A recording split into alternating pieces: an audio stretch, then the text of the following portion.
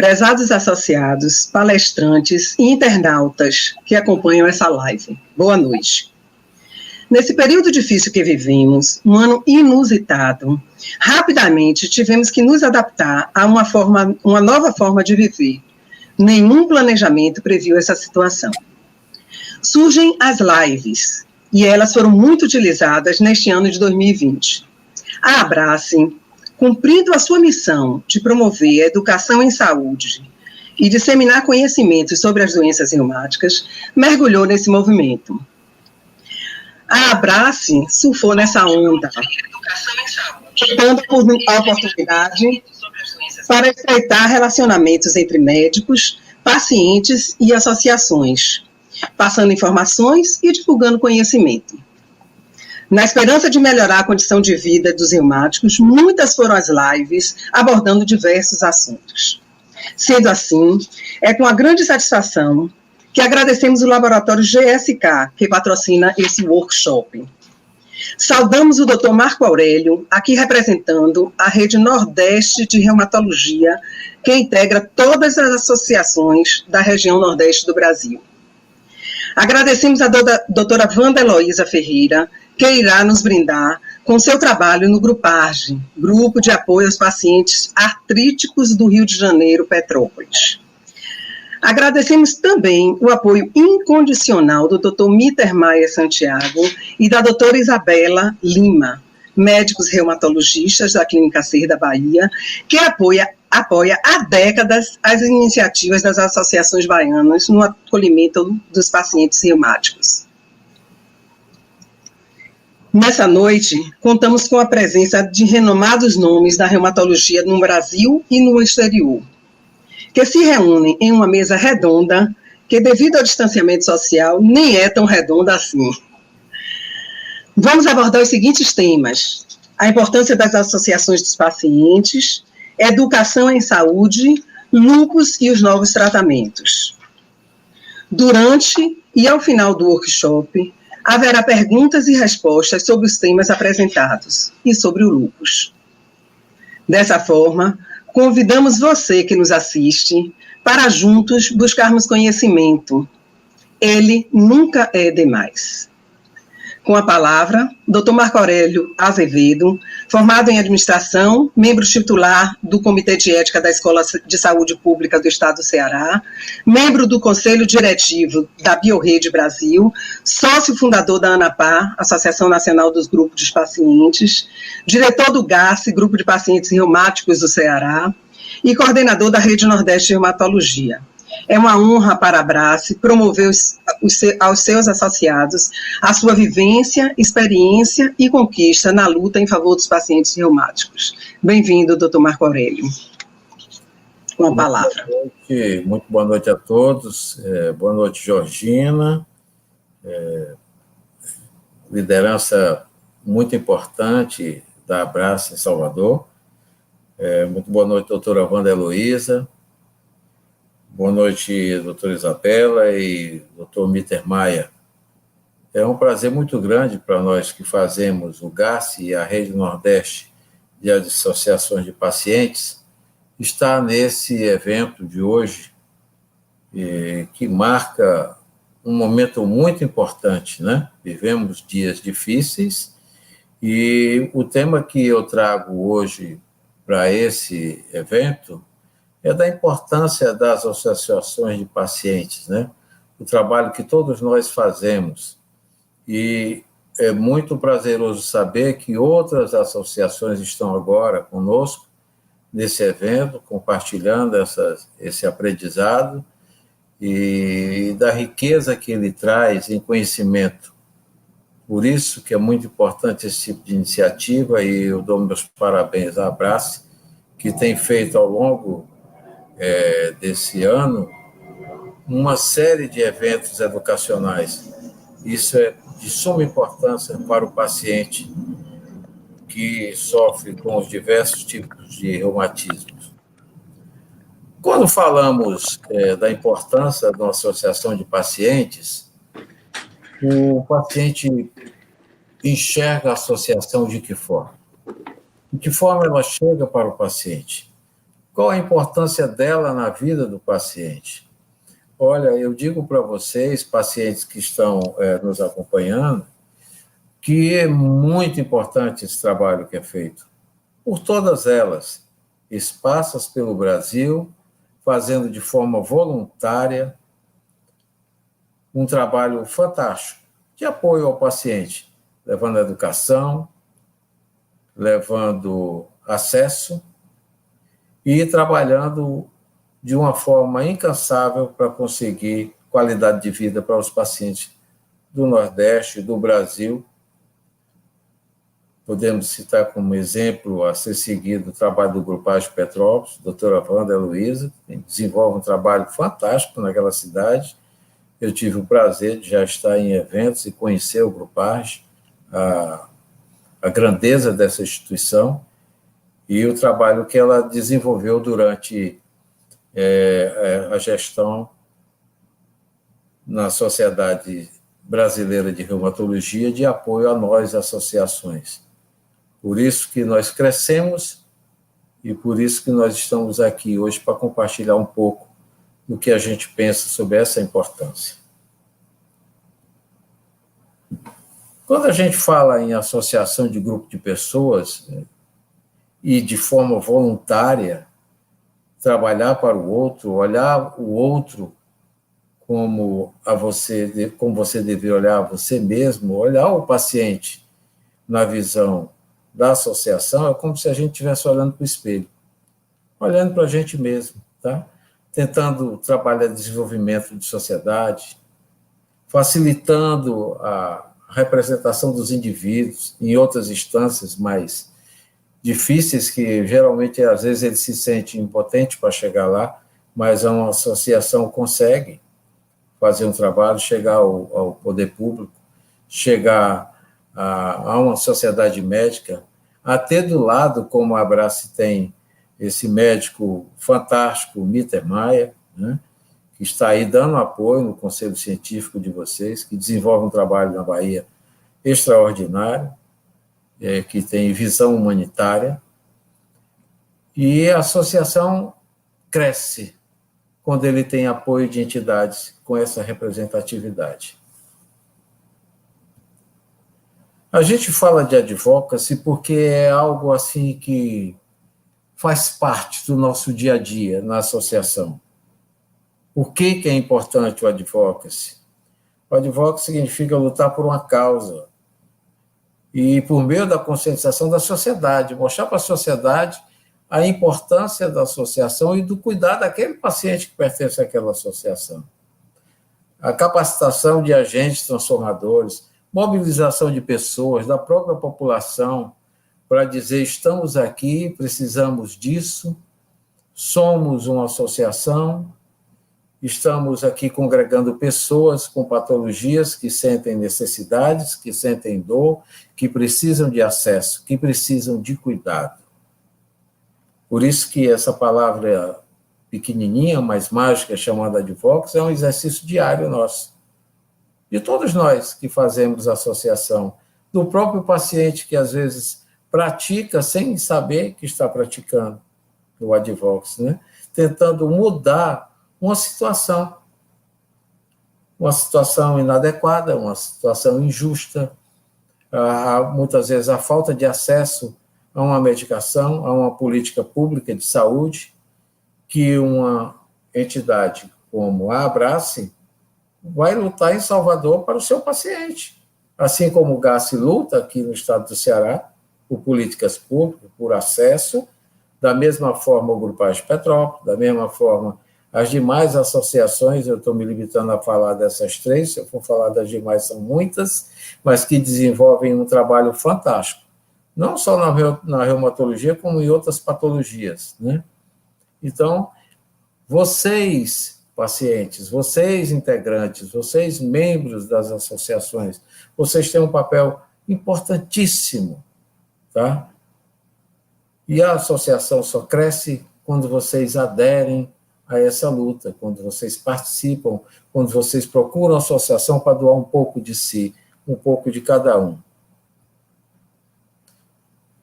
Os objetivos da associação, educar líderes.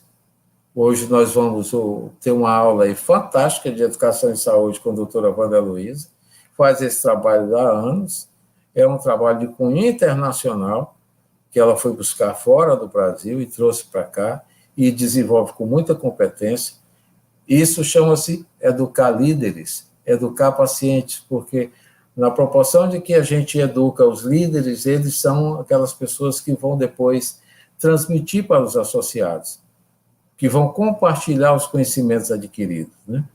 Fortalecer, influenciar e criar políticas, leis e orçamentos. Uma instituição, uma associação, ela tem condições de buscar o poder público, de reivindicar, porque ela tem legitimidade para isso. Criar processos de decisões, procedimentos mais abertos. A associação tem que ser transparente naquilo que ela realiza, para que ela tenha credibilidade. E tem que ser um influenciador de formador de opinião.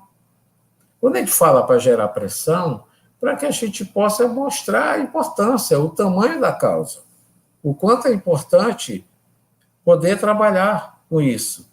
E dessa forma você fortalece as pessoas, fortalece os associados, fortalece a associação como um todo.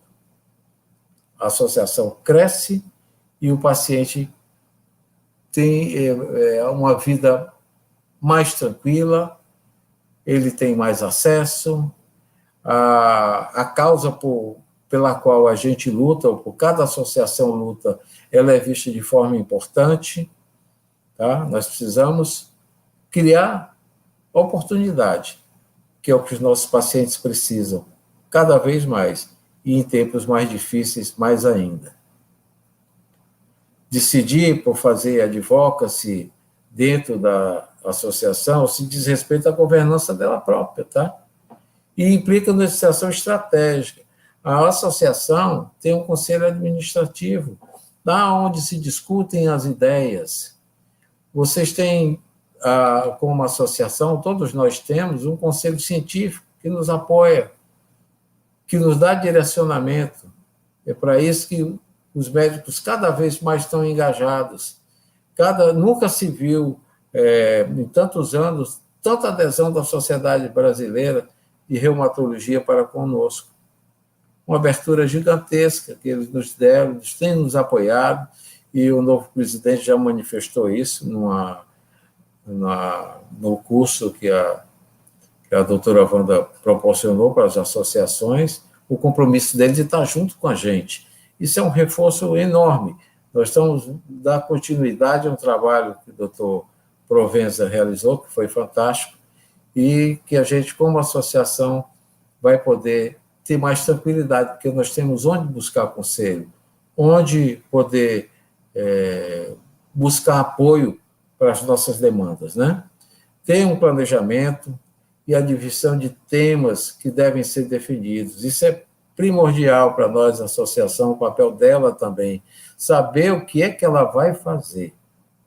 O planejamento é feito, geralmente se faz planejamento para o ano ou para mais de anos, né? Mas a gente tem que ter claramente qual é o foco da instituição. O que é que nós vamos trabalhar? O que é mais grave? O que é mais necessário? E para isso precisamos que os pacientes também participem disso, né? E formamos lideranças institucionais. Hoje, a Abrace é vista como uma associação de ponta em Salvador. Mas isso não se construiu, não foi nenhuma mágica, isso foi fruto de trabalho, muito trabalho de vocês. Aí nas mídias sociais, mostrando o trabalho, levando conhecimento, isso faz a instituição crescer. E deve ser muito fortalecido pelo Conselho Consultivo da instituição. Em suma, a associação de pacientes, a importância dela hoje na vida do paciente é fundamental. Nós temos visto a grande luta, os processos de mudanças que estão acontecendo, tá? Saúde está sendo muito discutido, esse tema, acesso à saúde, é muito sério. Nós estamos convivendo aí com um processo pandêmico terrível, que tem maltratado pessoas, nós temos perdido muitas pessoas, e é uma luta que a gente vai poder vencer, mas as nossas patologias não deixaram de existir, elas continuam existindo. Então, essa luta não vai parar. Vai passar a questão da pandemia, vai, mas a nossa luta com as nossas patologias, elas vão continuar, e a gente precisa ter associações fortalecidas, capazes, bem empoderadas, para que possam tomar atitudes, para que possam gerar condições da melhoria da qualidade de vida das pessoas. Eu encerro a minha fala bem breve, eu sei que o tempo se esgotou e esgota rápido, né? Mas desejando que a gente sempre tenha a vontade de ir onde nunca ninguém foi ainda, tá? Explorar as novas áreas, ter ideias únicas e arriscar fazer o que nunca foi feito. É o que a gente está fazendo hoje. Essa frase é de Richard Branson, que diz muito assim do pensamento da gente de luta, das nossas associações. Eu agradeço o abraço pela oportunidade e me coloco à disposição no decorrer deste evento. Muito obrigado. Obrigada, doutor Marco Aurélio, pela sua brilhante palestra, e com certeza, no decorrer das palestras, a gente vai ter perguntas a fazer. Obrigada pelo apoio sempre dado para a Abrace, né? Foi um grande incentivo para a gente, tem nos colocado onde a gente nunca pensou estar. Obrigada. Agora, doutora Wanda Heloísa Ferreira, reumatologista, especialista em educação em saúde para pacientes com artrite, também presidente do Instituto Grupage, Grupo de Pacientes Artríticos do Rio de Janeiro, Petrópolis. Doutora Wanda faz parte da Sociedade Brasileira de Reumatologia, da Sociedade de Reumatologia do Rio de Janeiro e do Colégio Americano de Reumatologia. Ela vai demonstrar como a educação em saúde reflete na qualidade de vida dos pacientes e das pessoas que o rodeiam na convivência diária. Com a palavra, doutora Wanda. Obrigada. Inicialmente, eu quero agradecer o convite da Abrace, na pessoa da Georgina Teixeira de Freitas, e dizer do meu prazer de estar aqui com vocês hoje, abraçando, né, a associação dos pacientes, Associação Baiana dos Pacientes Portadores de Doenças Reumáticas, e abraçando a Abrace, eu abraço todas as instituições que fazem parte da Rede Nordeste de Associações de Pacientes. Meus cumprimentos também aos colegas com quem eu estou dividindo esse workshop, e eu quero dizer que eu vou abordar hoje um tema de suma importância para os dias atuais.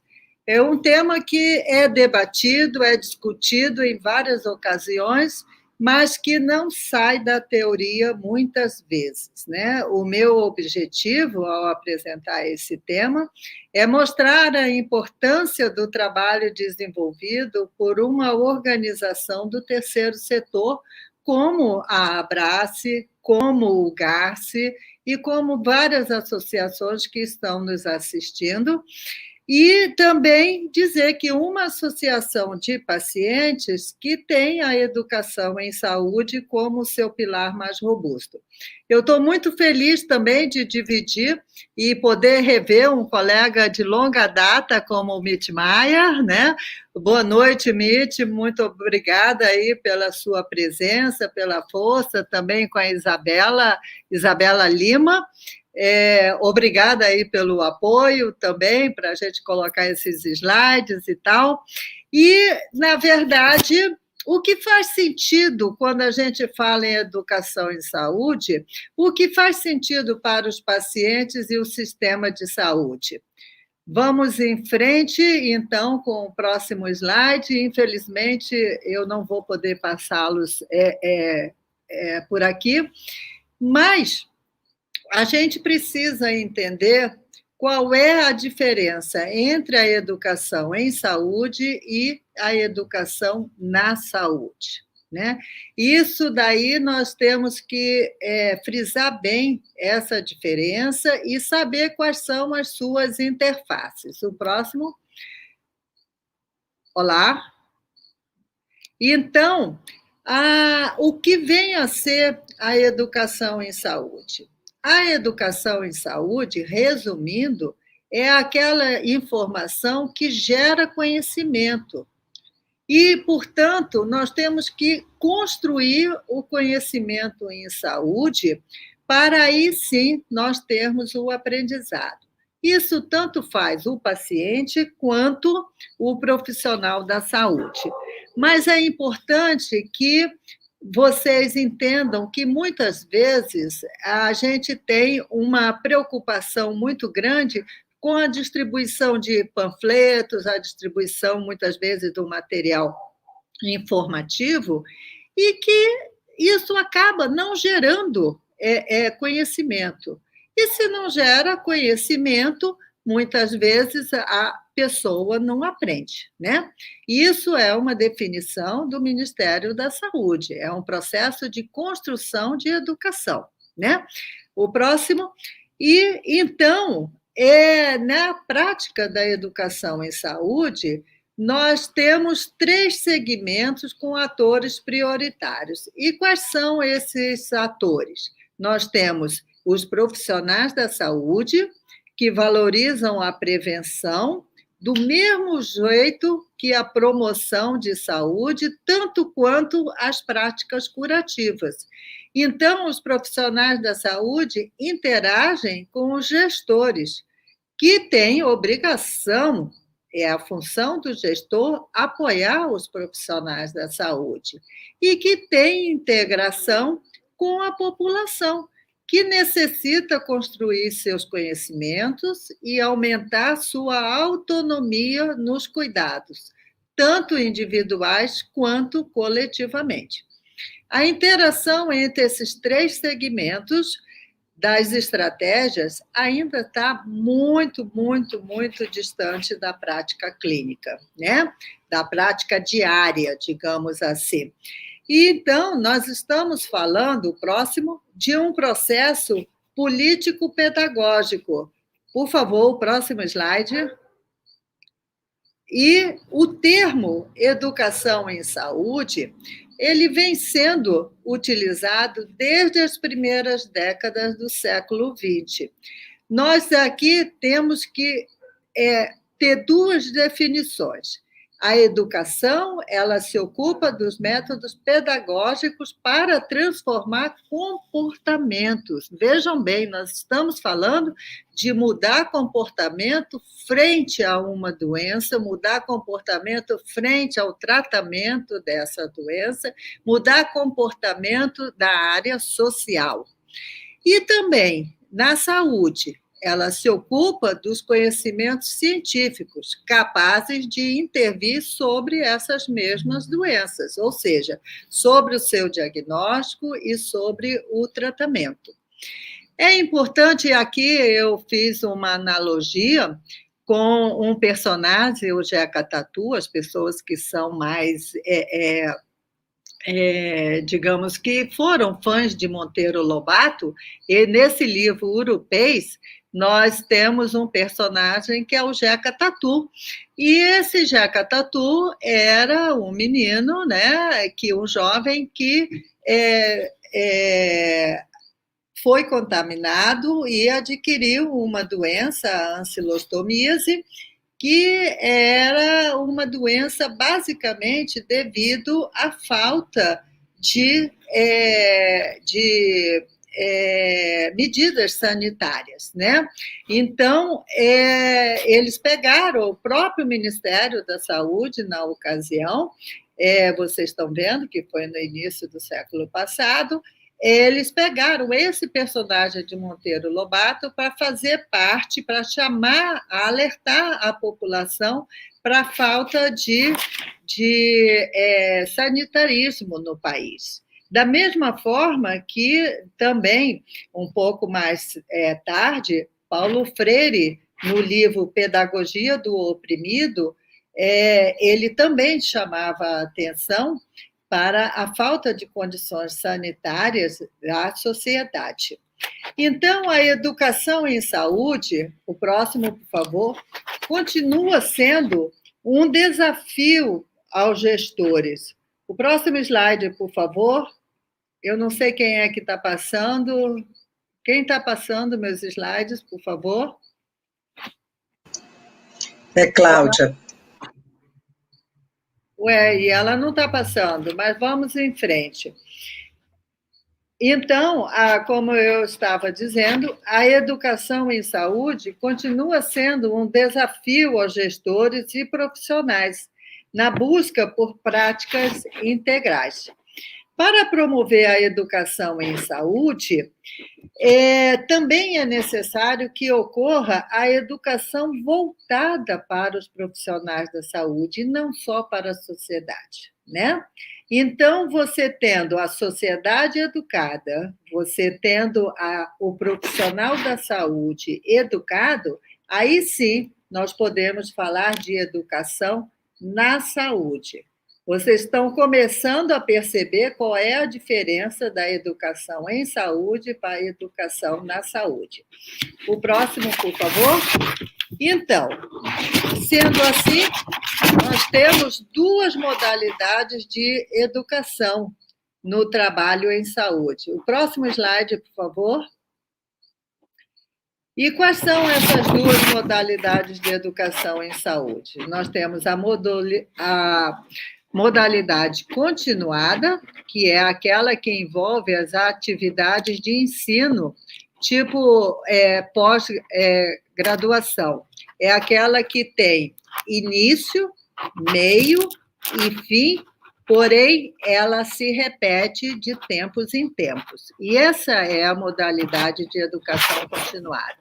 A modalidade de educação permanente, ela estimula o desenvolvimento da consciência nas pessoas. Então, ela perpassa pela responsabilidade da pessoa no seu processo de capacitação. É um processo participativo. O próximo, por favor.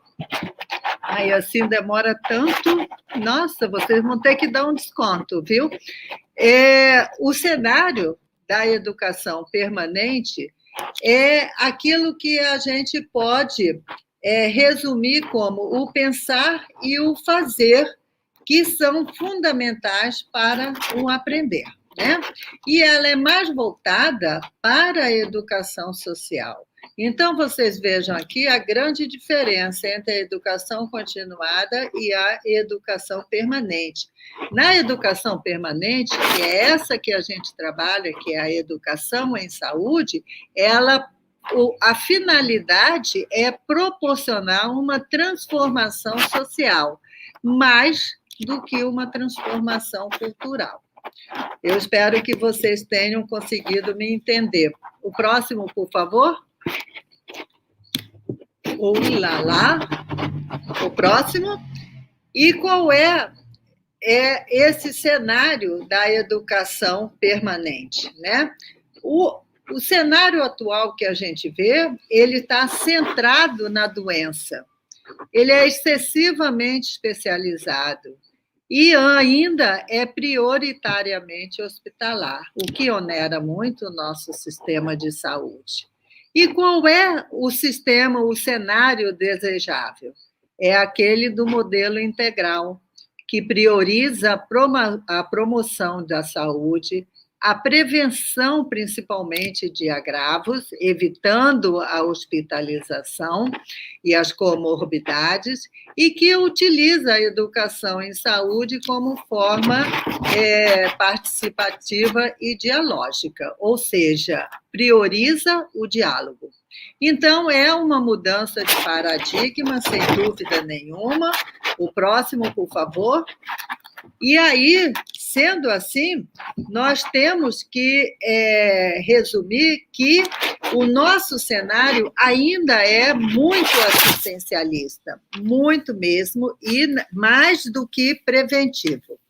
E, finalizando, nós temos na educação em saúde, ela deve ser enfatizada para a população, né? E que valorize os saberes, o conhecimento, e valorize principalmente o conhecimento da população, e não somente o conhecimento científico. Na educação, na saúde, deve ser enfatizada a educação permanente em saúde, de maneira a buscar as lacunas do conhecimento dos nossos profissionais. O próximo, por favor.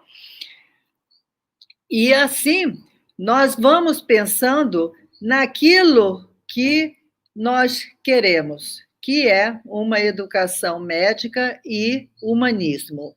E para isso a gente tem que saber como que está o atendimento aos nossos pacientes crônicos. O próximo, por favor. E, sendo assim, nós temos que pensar... O próximo slide, por favor.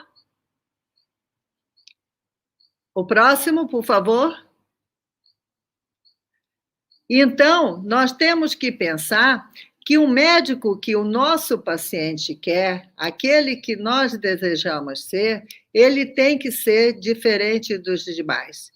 Ele tem que conhecer o histórico de saúde de cada paciente que ele trata. Conhecer, saber da sua família, da sua condição financeira, saber da sua saúde espiritual, da sua saúde social e da sua saúde sexual. Então, é um histórico muito grande que o nosso paciente, o nosso profissional, precisa ter conhecimento para abordar não somente a doença, né?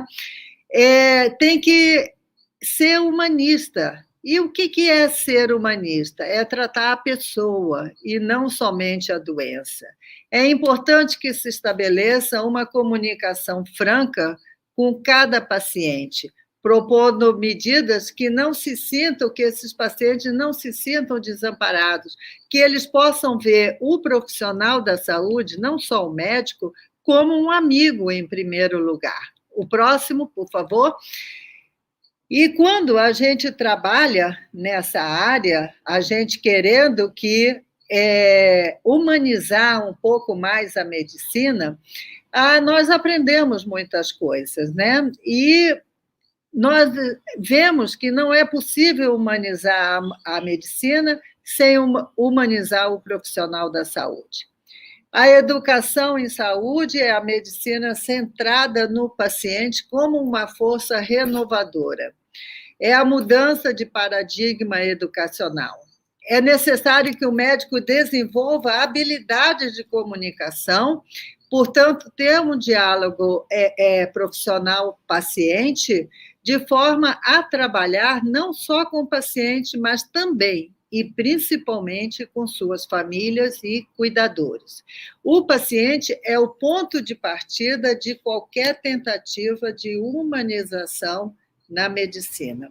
E que hoje nós temos que resgatar isso. Nós não podemos continuar com o paciente setorizado, o paciente com vários profissionais da saúde e ninguém é responsável pela sua saúde, pela saúde daquela pessoa. O próximo, por favor.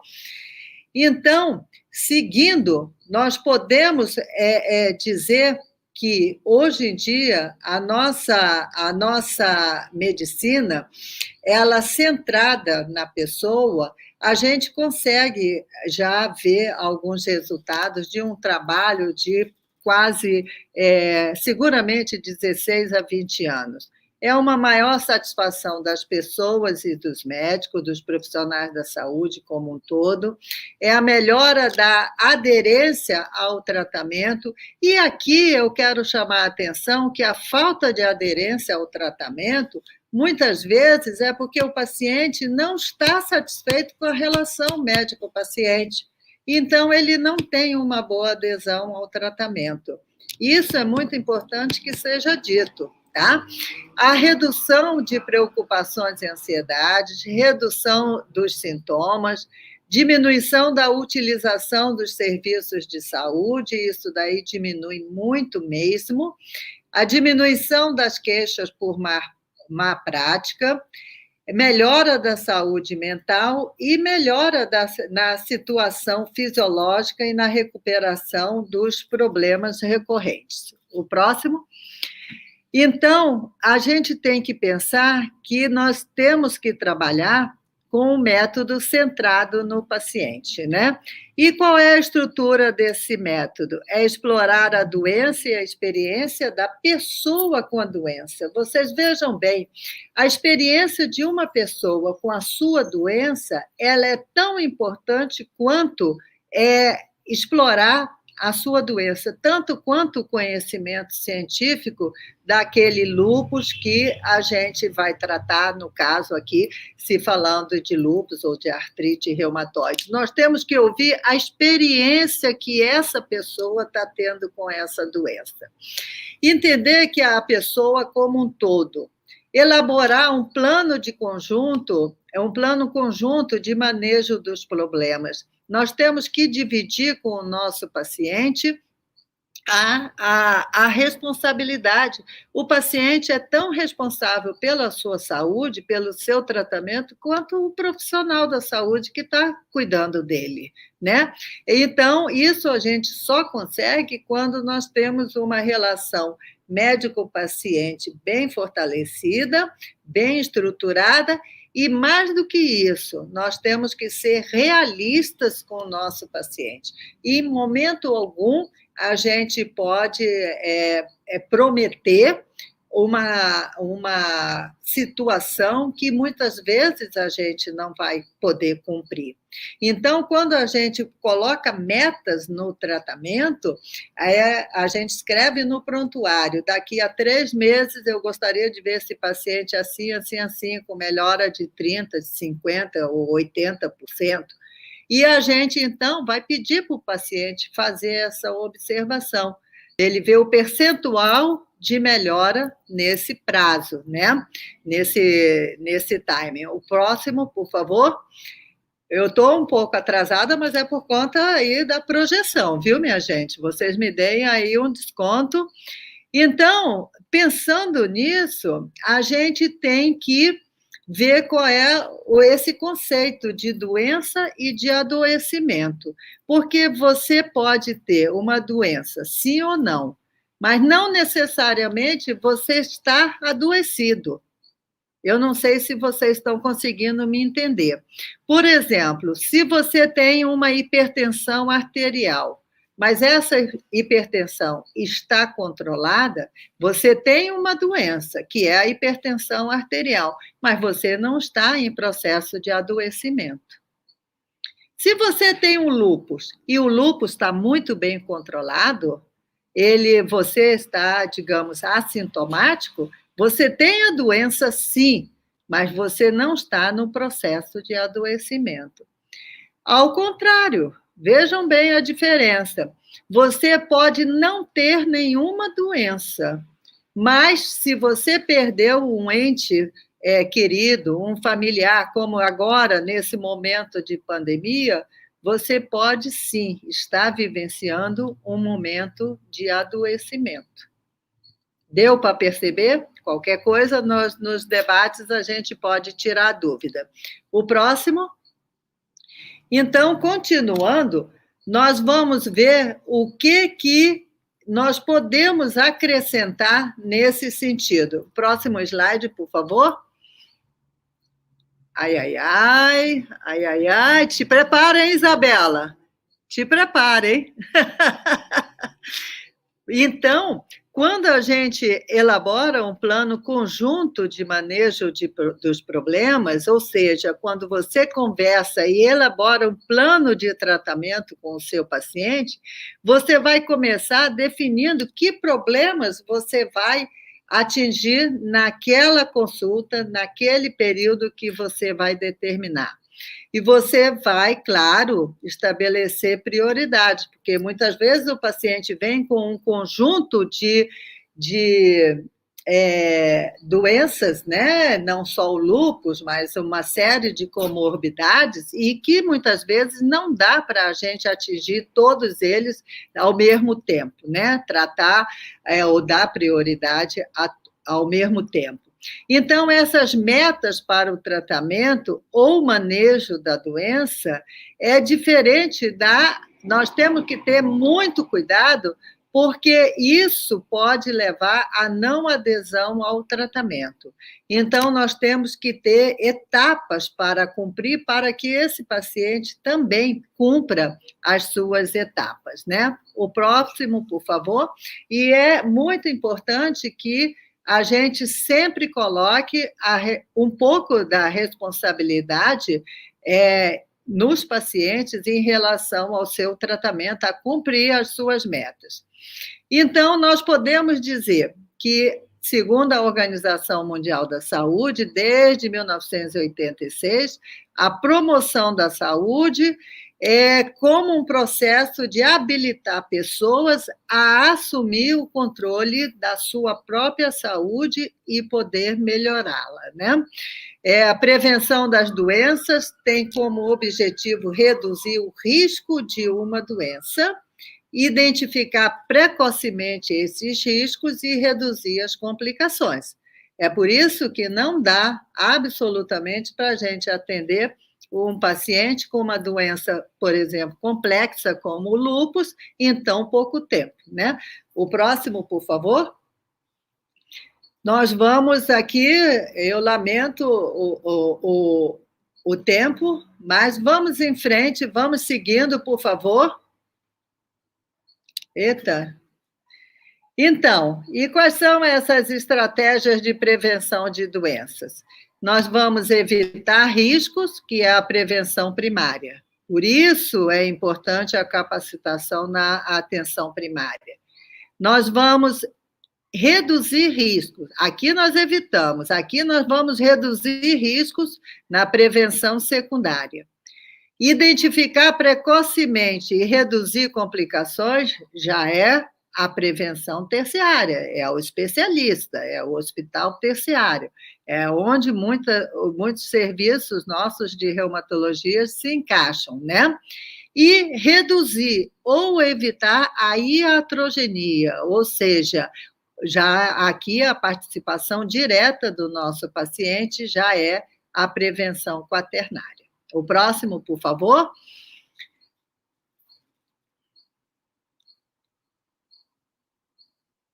Vamos lá?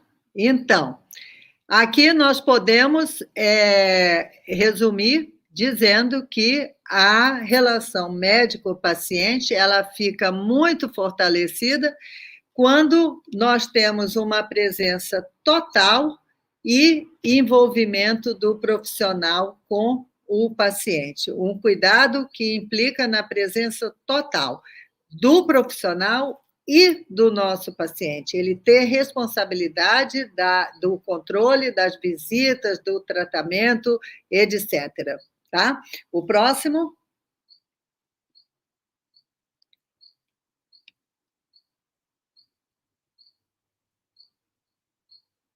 Próximo slide, por favor.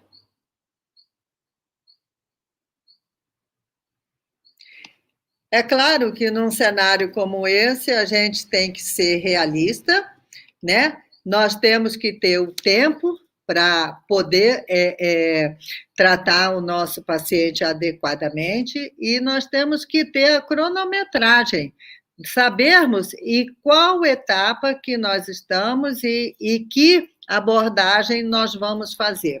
E aqui é realmente para chamar a atenção que uma equipe interdisciplinar não é a mesma coisa que uma equipe multidisciplinar. é totalmente diferente. A equipe interdisciplinar é uma equipe conectada, é uma equipe que o terapeuta, o fisioterapeuta, o terapeuta ocupacional, o médico, o psicólogo interagem no tratamento de uma determinada pessoa. A equipe multidisciplinar é o que a gente vê muitas vezes por aí. O paciente tem o meu pneumologista, o meu gastroenterologista, o meu nefrologista, mas quem é o maestro da saúde desse paciente? Quando ele tem alguma coisa, ele vai procurar quem? Ele vai para a emergência, o que muitas vezes complica o seu tratamento. O próximo, por favor.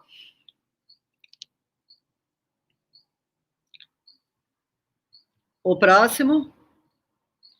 Eu acho que eu já estou finalizando. O próximo, por favor. Eu não sei quem é que está passando esse slide.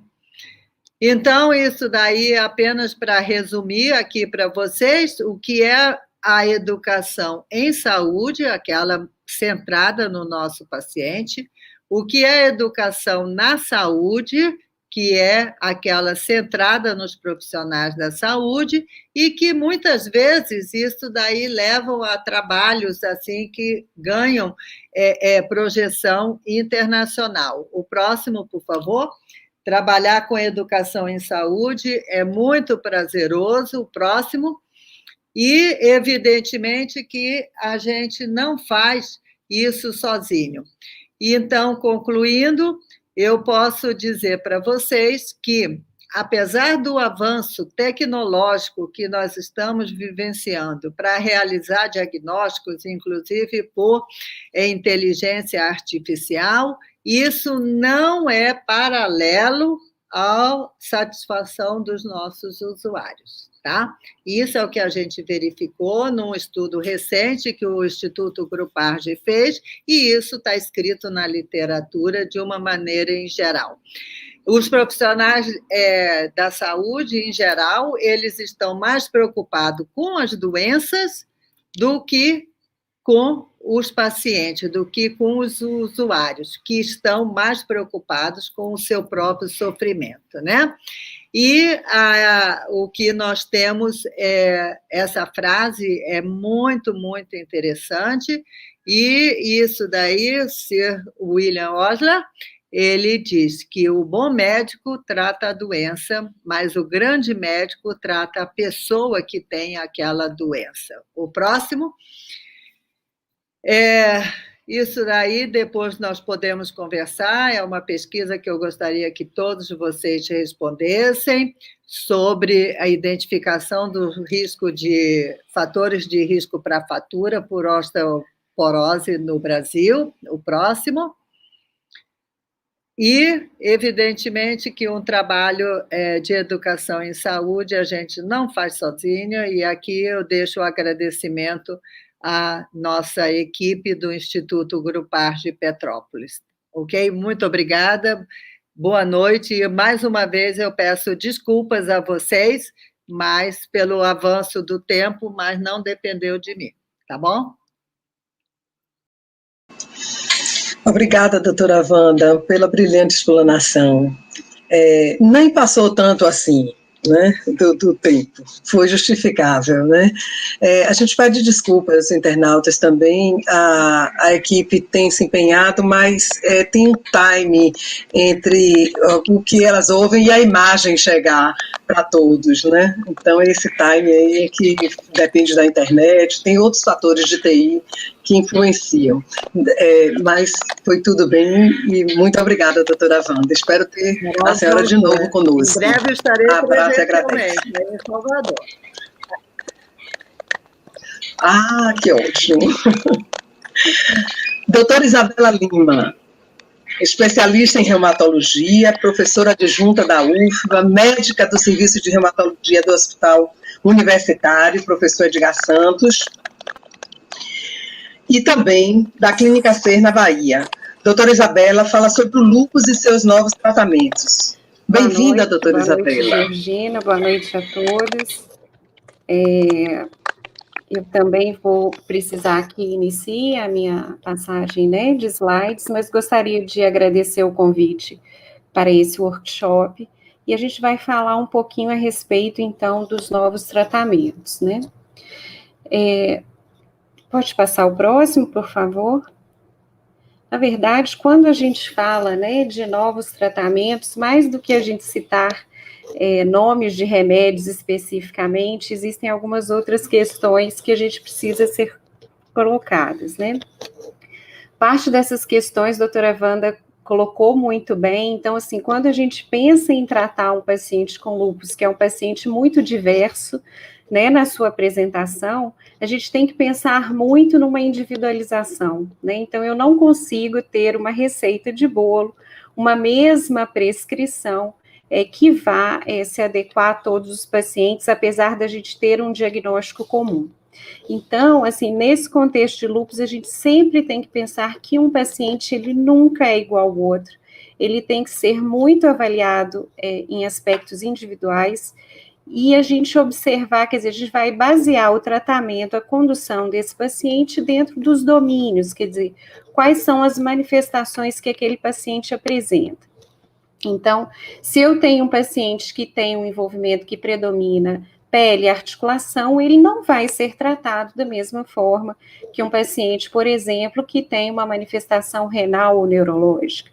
Então, o primeiro passo que eu acho que a gente tem que citar e tem que focar quando a gente pensa em tratar o paciente com lúpus é essa diversidade, essa heterogeneidade de apresentação da doença e olhar esse paciente muito individualmente, né?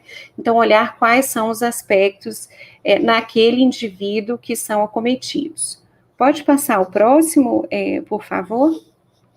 Outro aspecto que também é muito interessante, que já foi um pouco colocado por doutora Wanda, é que não só, né, a gente tem que tratar a doença em si, a gente está falando de um adoecimento principal do lúpus, mas que a gente tem todo um entorno, né, da patologia que merece e que precisa ser tratado nesse contexto de um tratamento do indivíduo, né, e não de um tratamento de uma doença isolada.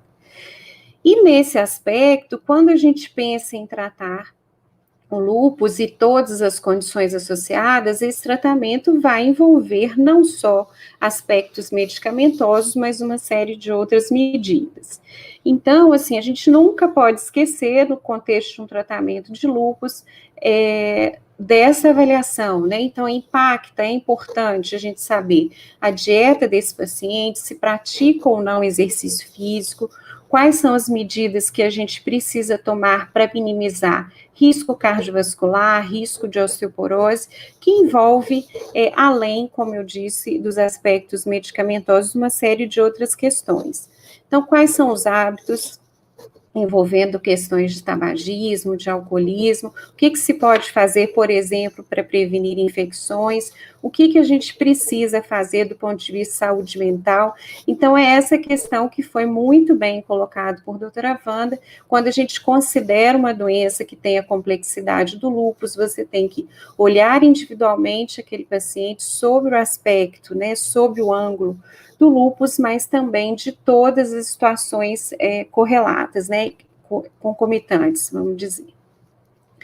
E aí, quando a gente fala em tratamento, é muito importante, e eu acho que isso hoje está muito em voga no nosso país, que a gente tem, médico é um pouco São Tomé, né, assim, a gente precisa ver, a gente precisa ter evidências para que a gente transforme uma orientação, uma medida em orientação. Então, tudo que eu vou falar aqui, na verdade, ele não expressa uma opinião minha, né, nem expressa uma experiência propriamente, mas são dados que a gente obtém a partir de coletas muito controladas, de um rigor de pesquisa clínica. Então, só a partir de um rigor de pesquisa clínica, de teste de um aspecto de um medicamento específico, é que isso pode virar uma recomendação.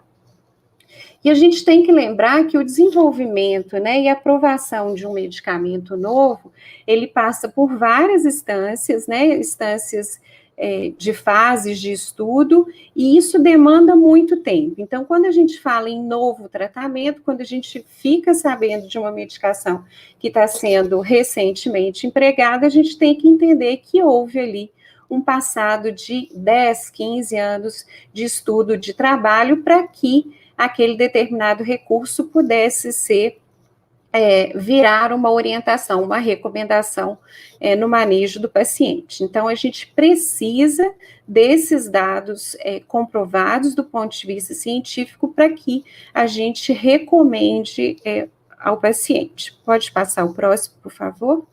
Eu acho que voltou aí um pouquinho, é o próximo. Pronto. Então, eu vou falar um pouco de medicamento. Eu sei que o paciente lúpico, como um paciente crônico, ele está muito afeito e muito íntimo em relação aos nomes dos medicamentos. Então, a despeito de não ser uma palestra para médicos, eu acho que, e dentro da proposta, né, de novos tratamentos, eu vou falar um pouquinho em termos de nomes de medicamento. Então, assim, mais do que novos tratamentos, na verdade, às vezes a gente tem novos empregos para antigos tratamentos, né? Então, a hidroxicloroquina, por exemplo, que é uma medicação bastante antiga e bastante conhecida dos pacientes com lúpus, houve uma mudança recente, relativamente recente, na condução, na utilização da hidroxicloroquina. Então, hoje, a hidroxicloroquina, ela é colocada como uma medicação bastante importante na condução do lúpus. Alguns autores chamam de pilar do tratamento do lúpus. Então, houve uma modificação de emprego da cloroquina.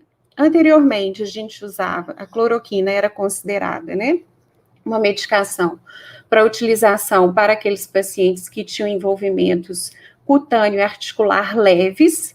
Então, era uma medicação considerada para a condução dos pacientes com doenças não graves, e hoje a gente passou a empregar essa medicação para todos os pacientes, salvo alguma contraindicação específica de alergia ocular.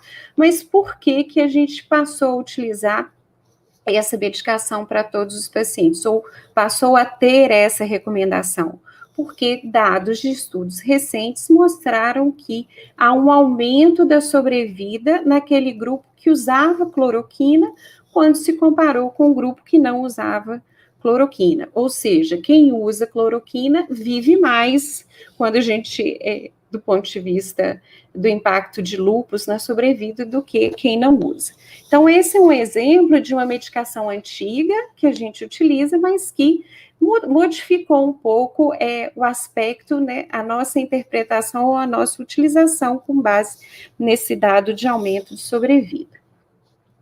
Um outro aspecto que eu acho que seria bom a gente comentar, porque isso está um pouco em voga também, né, e é uma das recomendações nos artigos recentes de tratamento de lúpus, é a recomendação da reposição de vitamina D naqueles pacientes que sim, a gente identifica insuficiência ou deficiência, e aí o alvo, quer dizer, o que eu quero atingir com a vitamina D em termos de dosagem, não é um alvo de hipervitaminose, mas é em torno desses 40 nanogramas por ml, e a intenção ou o objetivo de se utilizar a hidroxicloroquina é a gente ter um efeito anti-inflamatório, na verdade, da cloroquina, né, que isso foi demonstrado in vitro, tá? Pode passar o próximo, por favor?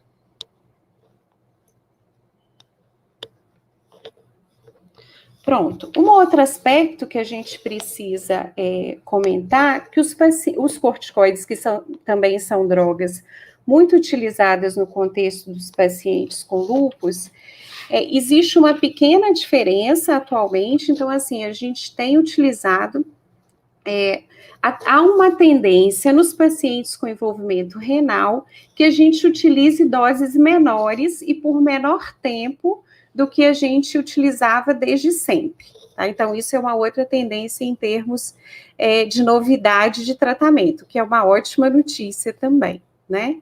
Pode passar o próximo, por favor. Bem, é muito nome de remédio, mas como eu falei, assim, os pacientes são muito afeitos e íntimos em relação a essa questão da medicação. Então, existe um outro grupo de medicamento, que são os inibidores das calcineurinas, que a gente, provavelmente, os pacientes mais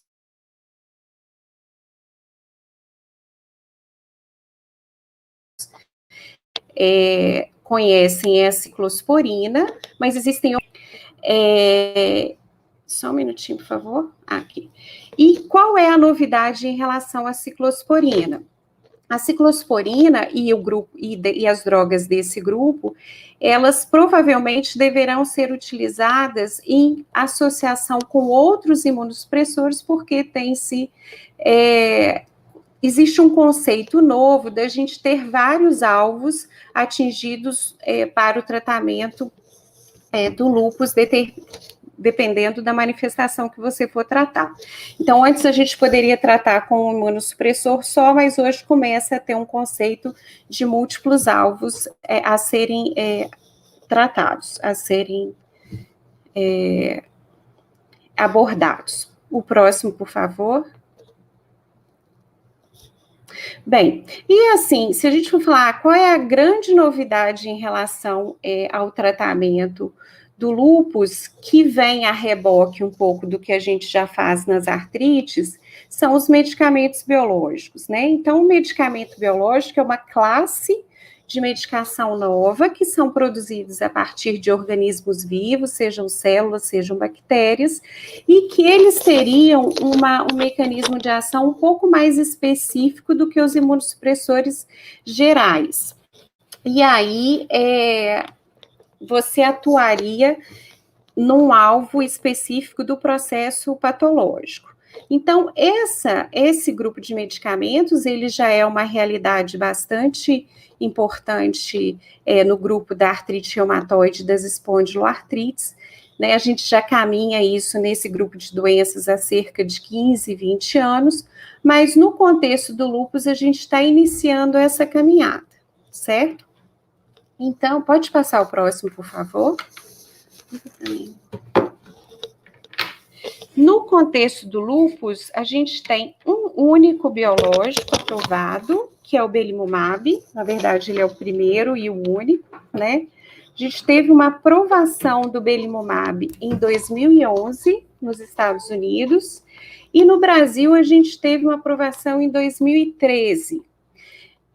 Na verdade, no Brasil, a gente teve essa aprovação pela Anvisa em 2013, a gente tem duas formas de administração dessa medicação, venosa ou subcutânea, e esse é um biológico, ele é um anticorpo, que ele tem ação contra uma substância que chama BLyS, então ele é um anti-BLyS. Em vias finais, para que a gente não tenha sentido ficar explicando termos imunológicos, mas o que o belimumab vai fazer é dificultar a produção final de autoanticorpos, porque ele atua bloqueando a ativação da célula que produz esses anticorpos, né? Então, o belimumab, como eu falei lá no começo, para que a gente tenha um novo medicamento lançado, existem trabalhos de muitos anos até que ele passe a ser comercializado, e o BLyS, o anti-BLyS, né, que é o belimumab, existem vários trabalhos que foram desenvolvidos ao longo dos anos, nós participamos de alguns deles, mas talvez o trabalho mais importante na avaliação do belimumab foi esse trabalho que mostrou a eficácia, um bom efeito do belimumab na condução dos pacientes com lúpus e envolvimento renal, que foi um trabalho publicado esse ano e que teve, inclusive, a participação brasileira e da Bahia, né, no nosso centro, na condução desse estudo. Pode passar o próximo, por favor? Existem outros medicamentos biológicos, como eu falei, o belimumab, ele é o único que foi aprovado, foi o primeiro e único, mas existem vários outros que estão sendo estudados no contexto do lúpus. Então, a gente tem o rituximab, tem o obinutuzumab, tem vários outros, né? Esses nomes são meio ruins da gente ficar dizendo e não faz muito sentido. E além do biológico, a gente ainda tem uma terceira classe de medicamento. A gente conhece, né, além dos imunossupressores gerais, dos sintomáticos, dos biológicos, mais recentemente, a gente tem a possibilidade da utilização dos DMARDs-alvo específicos, mas que também estão em fase de estudo para a condução dos pacientes de lúpus. De novo, esse é um paciente que a gente, no caso do DMARD-alvo específico, a gente tem a experiência na artrite reumatoide, deverá chegar para o lúpus mais adiante. E aqui eu queria fazer uma observação que também não é uma medicação nova, boa parte dos pacientes já utilizou a ciclofosfamida, mas, quer dizer, aí a novidade do tratamento em relação à ciclofosfamida é porque existe uma tendência de que a gente a substitua por outros imunossupressores, como o micofenolato, os próprios inibidores de calcineurin, em função de uma eficácia com menor efeito colateral. Então, assim, quando a gente fala de novos tratamentos, a gente está falando, como eu falei, de novos empregos, novas formas de utilização de medicações antigas, medicações novas, ou modificação, ou deixar, né, de usar certas coisas que a gente usava no passado. Mas o que eu acho mais importante da gente falar de novo tratamento é assim, que não necessariamente o novo, ele significa que ele seja sempre melhor do que o recurso antigo, né? Eu acabei de citar lá no começo da aula que uma das avanços de tratamento atual é utilizar exatamente a hidroxicloroquina de forma bastante universal para esses pacientes. Então, um novo tratamento para o lúpus é uma forma, uma avaliação, né, uma observação de efeito benéfico para todos de um remédio bastante antigo que é a hidroxicloroquina. Então, assim, novo tratamento, eu acho que a gente tem que enxergar muito como novas opções. Então, novo significa ter mais opções, né? E ainda dentro de novo tratamento, que eu acho que é muito importante, além da gente ter o recurso diferencial do medicamento em si, eu acho que a gente caminha esse novo tratar exatamente conhecer esse detalhe do paciente, né, que vai tanto pela individualização dessa consideração individual de cada um, mas a gente avançar em certos aspectos também. Então, existe, por exemplo, a perspectiva de que em pouco tempo a gente conheça, por exemplo, a gente consiga saber aspectos genéticos muito específicos, né, de cada paciente, e que isso ajude a gente a mapear melhores estratégias e torne o tratamento sempre muito individualizado.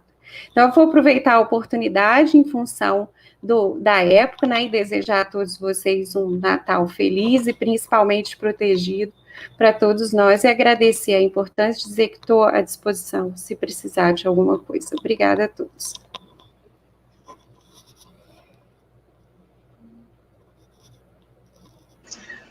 Obrigada, doutora Isabela. Muito boa a sua explanação. Agradecemos a sua presença, né, e a oportunidade que nos deu, né, de falar sobre esses tratamentos que, na realidade, é uma continuidade, ampliando as opções de tratamento, não é verdade? Agora vamos, doutor Mittermeier Santiago, um reumatologista, todo mundo já conhece, pós-doutor pela University of Calgary, Canadá, professor adjunto da Escola Baiana de Medicina e Saúde Pública, chefe dos serviços de reumatologia do Hospital Universitário, professor Edgar Santos, UPS, e diretor técnico da Clínica Ser da Bahia. Podemos dizer que Dr. Mitter é um ativista, né, em favor dos pacientes reumáticos. Luta é seu nome, desde que eu convivo com ele, vive lutando pelos pacientes, né? Perseverança e paciência nessa busca, porque haja paciência, tem quase 30 anos ou mais, não me lembro mais quanto tempo tem, que ele está nessa luta para melhorar a qualidade do atendimento aos pacientes e ampliar esse atendimento. Obrigada, doutor Mitter, por estar aqui com a gente e está aberta a sessão de perguntas. Deixa eu ver só aqui se tem... Cacau, não estou conseguindo enxergar onde é que estão as perguntas, né?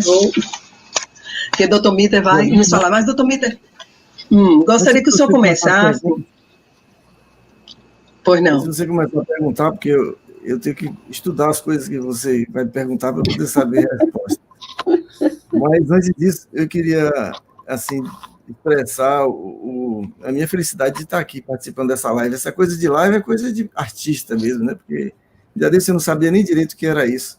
E eu comecei numa atividade desse tipo da própria Abrace.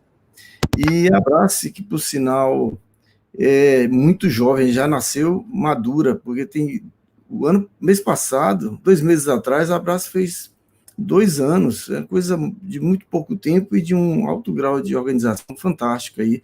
Parabéns ao pessoal, todos vocês da Abrace por esse tipo de ação, esse tipo de movimento que tem revolucionado assim, a coisa aqui na Bahia. Claro que temos outras associações de pacientes reumáticos, mas eu estou querendo colocar assim, a questão em destaque da organização da Abrace.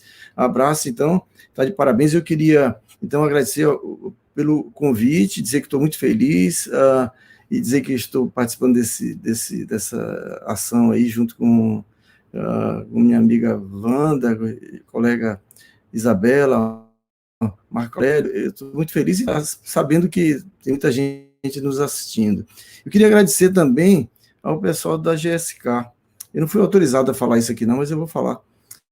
A GSK que já estimulou e patrocinou um evento da Abrace, está patrocinando esse outro evento, e eu também vou dizer, não fui nada treinado, não fui nada ensaiado com o pessoal da Abrace, mas eu queria aproveitar para lembrar que tem no dia 10 de maio um evento da Dia Internacional do Lúpus. Eu vou querer muito saber que a Abrace, assim como a Loba, né, terão o apoio da GSK, para mais uma atividade que faz tornar a doença mais conhecida e a população entender um pouquinho mais da doença, ter diagnóstico precoce, tratamento mais eficaz, essa coisa toda, que é um movimento dessas associações, né, que é divulgar a doença como um todo. Bom, depois dessa introdução, estou à disposição para ver se eu consigo responder as perguntas, Georgina. Mitter, eu gostaria que você começasse a falar sobre as opções, né, as inovações que estamos implementando para o atendimento aos pacientes, né? Nós, nessa época de pandemia, tivemos que inovar e em pouco tempo, né, reduzir. Tinha muita coisa que pensamos, né, e tivemos que trazer para o momento atual. Eu gostaria que você desse uma passagem assim, sobre tudo que foi feito para o atendimento ao paciente e como a gente vai aprimorar isso daqui para frente. Não, a verdade é assim, ninguém estava preparado para essa história dessa terrível pandemia. E como é que faz? As pessoas como eu, né, de 62 anos, né, estão afastadas do atendimento.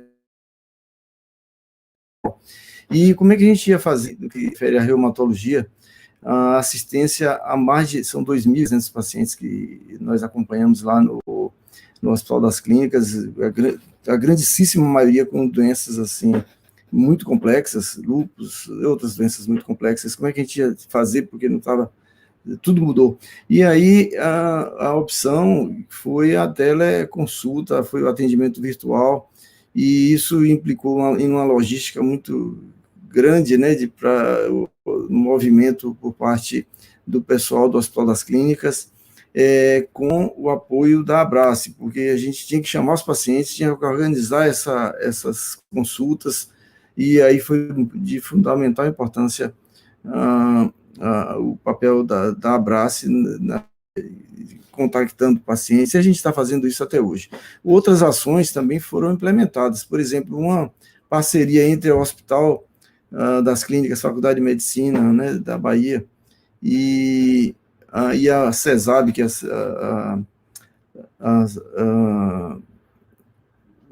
a coisa do Estado, né, do Estado como um todo, fizeram uma parceria e a gente passou a fazer interconsulta. A interconsulta com o médico do interior, o médico do interior está mandando para a gente por internet as dúvidas e a gente está orientando esse médico. Isso para a gente está sendo muito interessante. Então, temos duas ações aí que não são ações presenciais, são ações virtuais, que são a interconsulta com o médico do interior e a teleconsulta, que é feita assim, como a gente está falando aqui, o paciente com o médico do Hospital das Clínicas. Essas ações são muito interessantes nesse momento agora complexo. A gente já voltou a se reunir virtualmente com o pessoal da CESAB, Secretaria do Estado, eu quase esqueci a palavra no instante, mas é a Secretaria do Estado da Bahia, de Saúde. E a gente voltou a se reunir já estabelecendo, retomando as estratégias que a gente estava discutindo antes da pandemia, que era tentar descentralizar o atendimento do Hospital das Clínicas. Não adianta a gente estar com... A gente tem 2.300 pacientes, mas a gente só tem 8 médicos, 2 afastadas porque estão depois do período de gestação, etc. E eu estou afastado porque tenho 62 anos e a gente não consegue dar conta. Então, se tivéssemos lá no hospital 20 médicos reumatologistas, a gente não ia dar conta da demanda da Bahia. Então, a gente já vinha planejando a coisa da descentralização do atendimento, a gente parou na pandemia e nas últimas semanas a gente retomou essa conversa, já fazendo o que deveria ser o SUS, que deverá ser o SUS ideal, né? Que é o SUS onde tem um atendimento primário do médico da família, tem o atendimento secundário das policlínicas regionais e o atendimento terciário onde será feito, ou está sendo feito, principalmente no Hospital das Clínicas, mas não exclusivamente no Hospital das Clínicas. O objetivo disso é transformar o que a gente está vivenciando hoje, que todo mundo vem para Salvador, numa coisa mais capilarizada, do atendimento mais difundido no interior, não ficar tudo concentrado na capital. Então, essas ações estão acontecendo aí, pelo menos o planejamento. Eu acredito no SUS, eu ainda acredito no SUS.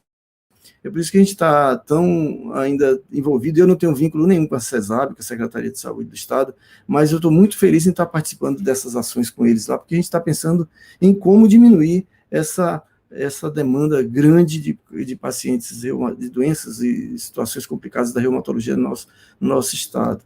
Então, tem muitas ações acontecendo. E, assim, eu fico feliz de saber que tem um apoio, que os pacientes estão do nosso lado, entendendo todo o problema. É o que eu falo aqui, mas a gente está faltando médico. Antigamente o pessoal reclamava, xingava, eu acho que eu tenho que reclamar e xingar, mas hoje eu já não me sinto xingado, porque eles estão sabendo como é que é a realidade, sabendo que não depende, isso tudo não depende da gente, a gente está lutando para que a coisa seja resolvida parcialmente, porque dizer que a gente vai resolver totalmente é impossível, tanto na Bahia, como no Brasil como um todo, e na maior parte do mundo, dos países de todo mundo.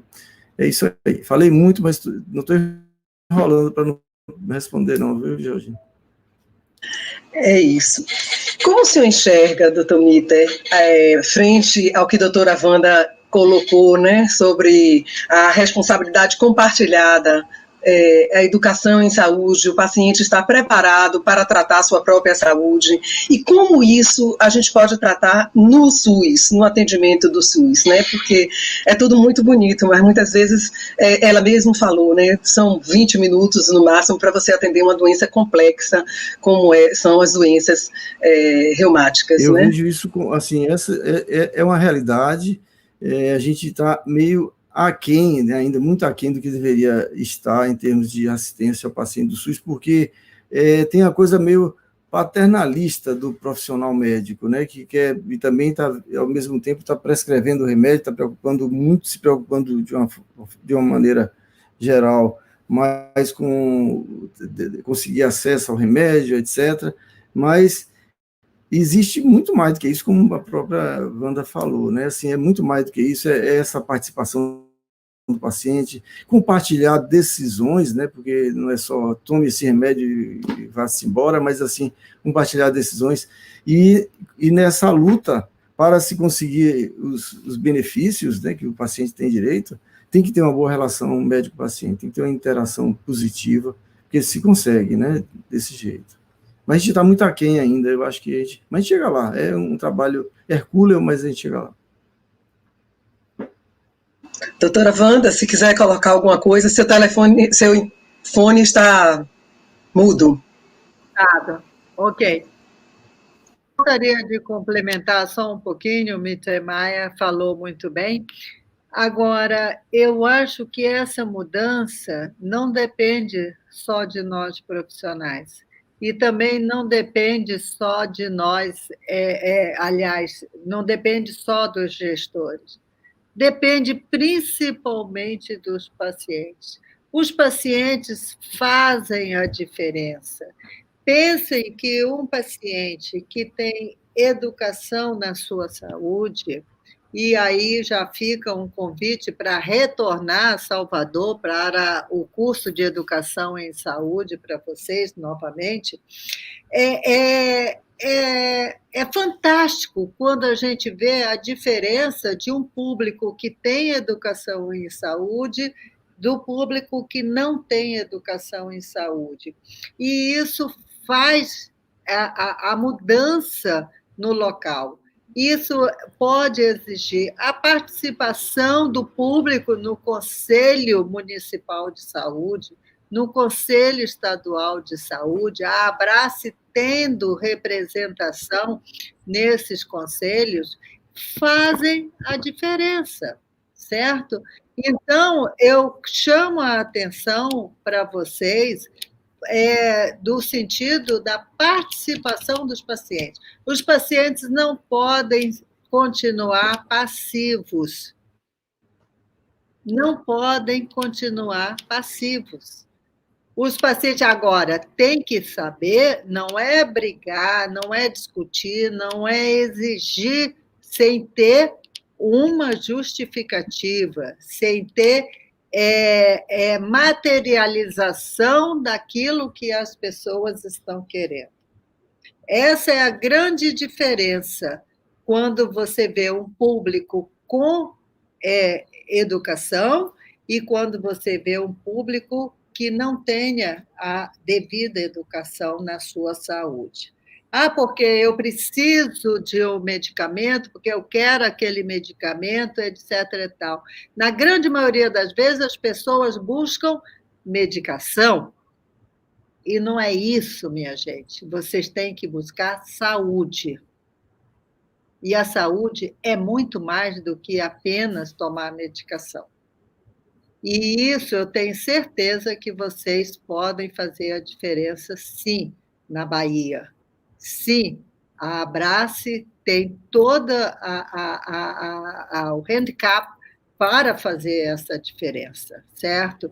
Vocês têm as armas. Se não tem, nós vamos dar as ferramentas para vocês fazerem essa diferença dentro dos hospitais, dentro dos postos de saúde, dentro do SUS, certo? A capacitação em relação às doenças reumatológicas é importantíssima na atenção primária, como eu disse, certo? Como eu chamei a atenção.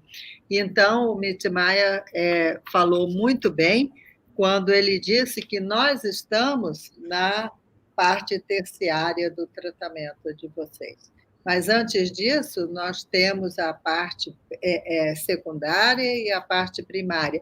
E a de vocês vem muito depois de nós, que é para evitar o iatrogenismo que vocês fazem.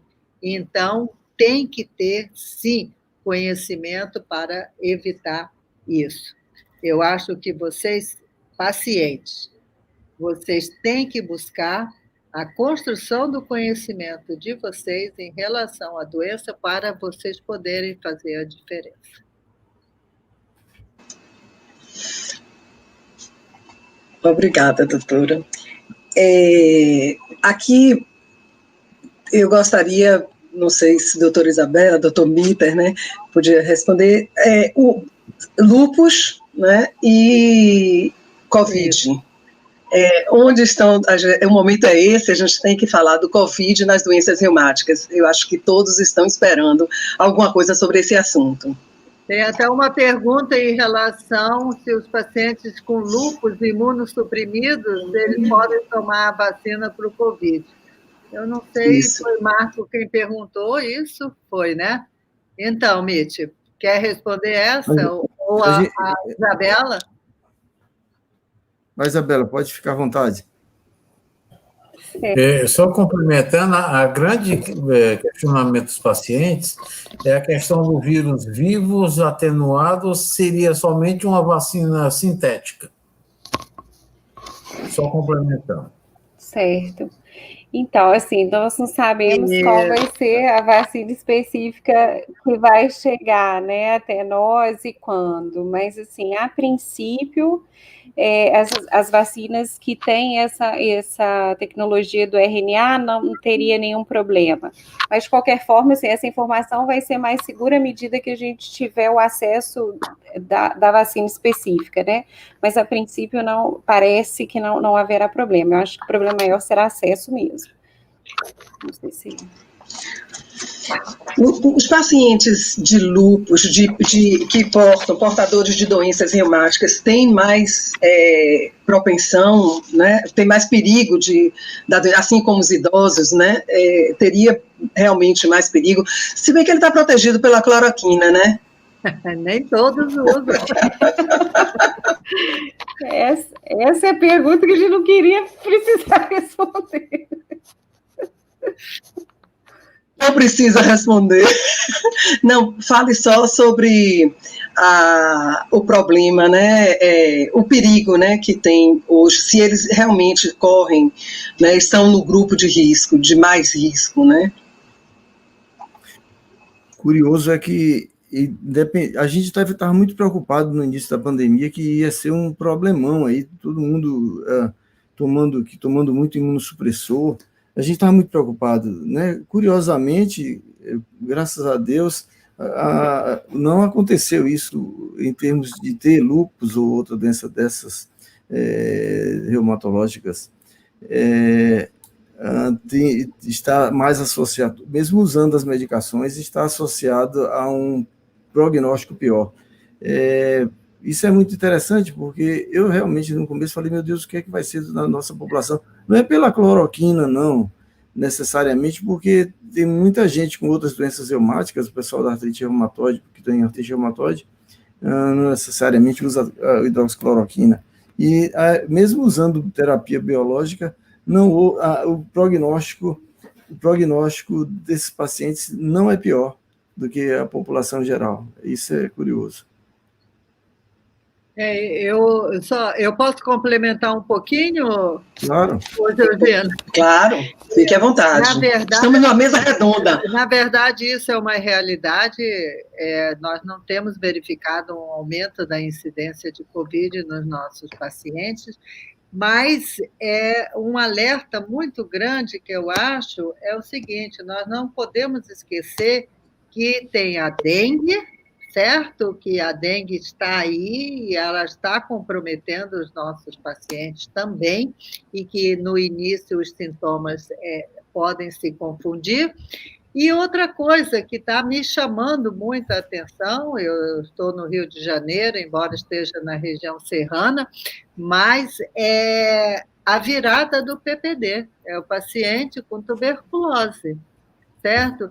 Então, a gente tem que estar muito atento, não é porque tem febre que é Covid, a gente acaba fazendo teste para Covid para excluir, porque os tratamentos são diferentes, né? Mas chamar a atenção, eu não sei como que é a incidência de dengue aí na Bahia, mas a gente tem visto muita suspeita de Covid, que não é Covid, é dengue. É verdade, doutora Wanda. Quer complementar alguma coisa, doutor Mitter? Não, é isso mesmo. Aqui a gente tem todo o pacote, não é só dengue, não. A gente tem um pacote cheio aqui de coisas desse tipo. Também a gente não sabe se, assim, por portar uma doença crônica, né, complicada, pode ser que esses pacientes também tomaram mais cuidado. Então, também não, eu estou dizendo isso para que eles que estão nos ouvindo agora não achem que, né, posso sair se a incidência foi pequena. Não, pode ter sido também porque nós tomamos mais cuidado, né? Ficamos mais em casa, evitamos sair, então isso também pode ter protegido nossos pacientes, né? Olha, tem uma pergunta aqui super interessante, Mitch. Vocês me desculpem, mas eu chamo de Mitch porque a gente se conhece há muito tempo. Ai, ai.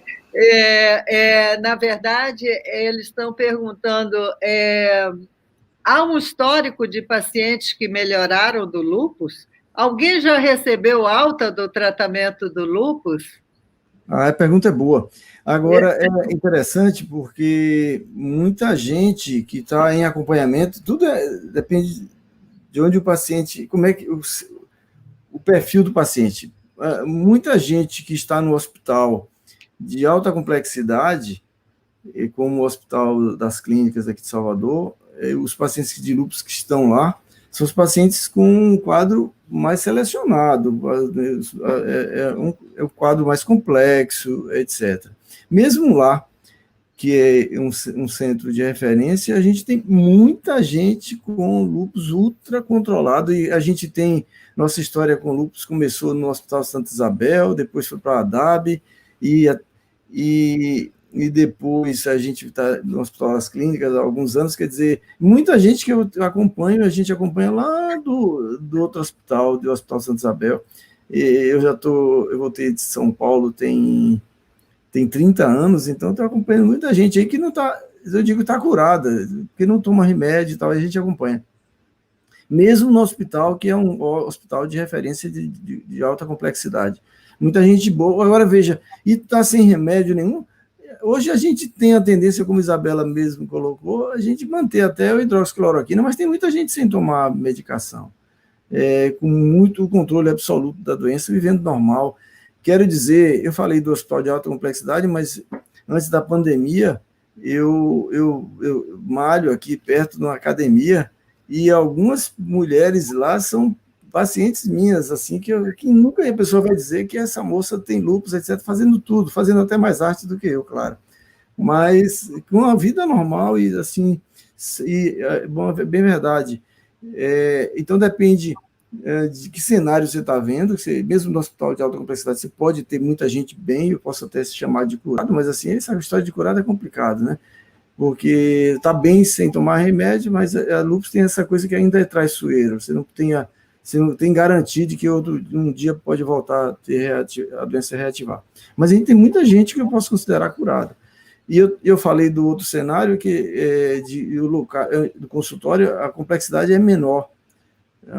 Os pacientes não são necessariamente de tanta complexidade como no Hospital das Clínicas, porque é o hospital de referências. O quadro que é mais ou menos fica no interior, mas assim, para o hospital de alta complexidade é um viés que é grande, mesmo assim a gente tem muita gente que eu digo, não tem por chamar de ex-lúpus, de vez em quando eu invento essa palavra, fala, isso aí é um quadro de ex-lúpus, porque não tem mais nada do lúpus.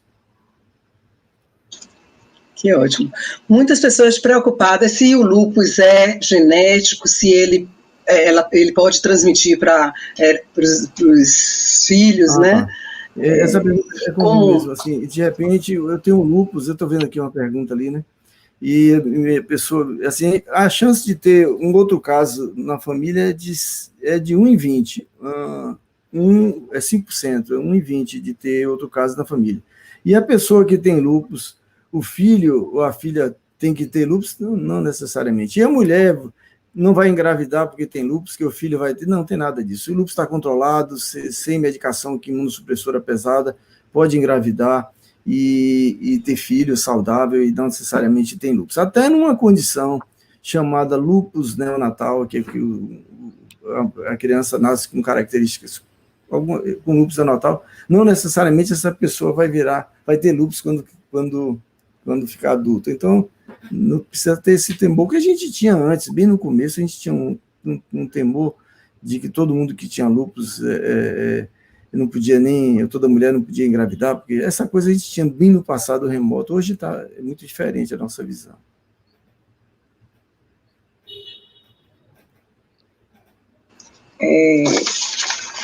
O lúpus tem muito a ver com os hormônios, né? Então, as mulheres são mais acometidas, me parece que é uma proporção de 9 para 1, né? 9 mulheres para um homem com lúpus, é isso?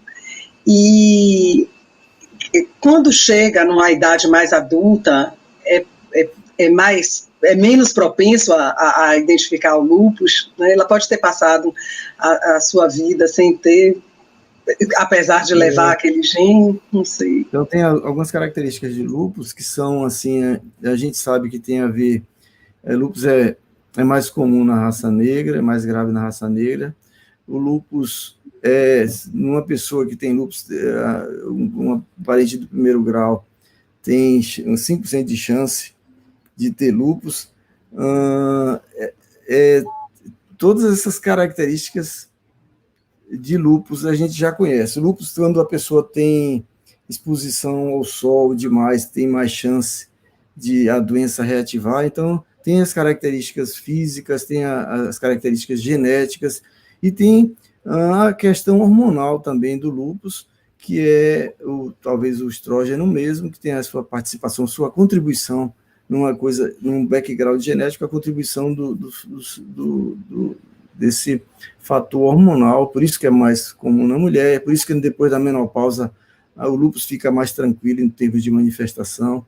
Então tem um papel do hormônio, mas são muitas coisas que a genética, o ambiente, o hormônio, tudo isso, a somatória desses fatores que faz a doença se expressar.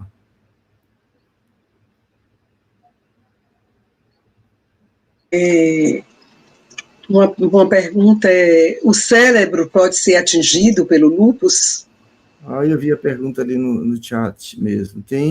O lúpus é assim, uma doença que pode acometer qualquer parte do corpo, não é que a pessoa tem um rótulo de lúpus, que vá ter tudo que está escrito, que viu no Google ali, de jeito nenhum, mas, de fato, pode ter acometimento de cérebro no lúpus, sinal é um sinal de prognóstico ruim quando tem envolvimento do cérebro. Pode ser isso mesmo. Quando eu falo que pode se dar qualquer coisa, eu tenho que ficar enfatizando que não é para a pessoa ficar paranoide, dizendo, eu tenho isso, vou ter aquilo, pode nunca ter, né? E ter só um lúpus na pele, ter um lúpus só nas articulações, e não vai ter tudo que está escrito que leu no Google. O Google tem esse problema aí, esse efeito colateral.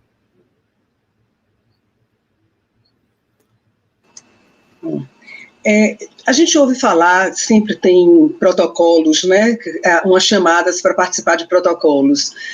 A gente gostaria de saber mais alguma coisa, mais algum detalhe sobre o protocolo, o que seria e como participar dele, né? Quais as vantagens para o paciente participar de um protocolo? Protocolo de pesquisa, você está falando dessa aí, né? A gente tem, Isabela comentou, aqui na Bahia, o único centro de pesquisa clínica em reumatologia é o C da Bahia. A gente já vem acumulando experiência aí eu creio, 35 protocolos de pesquisa desde o Santa Isabel. Então, a gente criou, ao longo desses anos aí, uma experiência imensa em termos de protocolo de pesquisa. Protocolo de pesquisa é o que faz a medicina avançar. Veja bem, ainda tem, ou ainda pelo menos tinha muito no passado, a sensação das pessoas não bem informadas de que fazer parte de protocolo de pesquisa significava ser cobaia, eu estou sendo cobaia, etc., e o médico está me usando para pesquisa. Não é bem assim. É assim que a medicina tem se desenvolvido, tudo obedecendo todos os preceitos éticos, porque ninguém anda fazendo nada se não for aprovado pela CONEP, pela comitê de ética de cada instituição, tudo muito ético, muito bem planejado, para não expor o paciente. Ninguém testa, por exemplo, eu vou testar, por exemplo, esse trabalho que Isabela comentou, que foi publicado agora do Belimumab, ninguém testa Belimumab com placebo, com água, não, é Belimumab com placebo, mas a pessoa tomando o remédio do lúpus. Então, todo mundo estava tomando, por exemplo, o micofenolato, e você quer testar se adicionar o Belimumab é melhor belimumab do que nada, numa pessoa tomando aquele remédio. Então, tomando o remédio do lúpus já, que é o micofenolato, no caso que Isabela citou desse exemplo aí. Então, os princípios éticos têm que imperar em cada protocolo de pesquisa desses, e é o que faz a medicina avançar. E a gente está vivendo hoje aí, muita gente já fez parte dessa pesquisa da vacina na Bahia, do Oxford, né? Estava sabendo que ali sim, uma metade estava tomando a vacina ativa, a outra metade estava tomando placebo. E aí a gente vai responder essa pergunta, olha, essa vacina da Oxford funciona. Então tem que ser sempre essa coisa. Então, a medicina não é em reumatologia só, é como um todo, tem avançado por causa desses protocolos de pesquisa clínica. Então, e eu, quando era, muitos anos atrás, a gente ainda via essa discriminação, essa coisa do que esses médicos estão fazendo a gente de cobaia, a gente ouvia muito isso, quando a gente sabe que é muito rigoroso essa coisa de participar de protocolo de pesquisa, não é qualquer coisa assim, vamos fazer o teste para ver se isso é melhor, não, é muito rigoroso. Então, a gente tem hoje uma experiência muito grande com o protocolo de pesquisa, e graças a Deus a gente está dando uma pequena contribuição nesse universo, que não é Bahia, não é Brasil, é o mundo inteiro que quando acontece isso, né? Geralmente são estudos internacionais que ajudam o progresso da medicina. Como a gente disse, né? Georgina, só acrescentando um pouquinho, é importante dizer que o paciente que participa de uma pesquisa clínica, ele tem um médico 24 horas à disposição dele, não é, Isabela? O paciente, ele fica assistido como um todo, muito mais do que, muitas vezes, o paciente do seu consultório, do seu hospital, porque ele está ali participando, como o doutor Mitmayer falou, com toda a segurança, com toda, enfim, uma infraestrutura muito grande, e com o médico responsável 24 horas. Se ele tiver qualquer problema, ele acessa a equipe médica daquela pesquisa e ele é atendido. Eu mesma já tive que interromper umas férias e voltar para poder ver o que estava acontecendo com o paciente de pesquisa.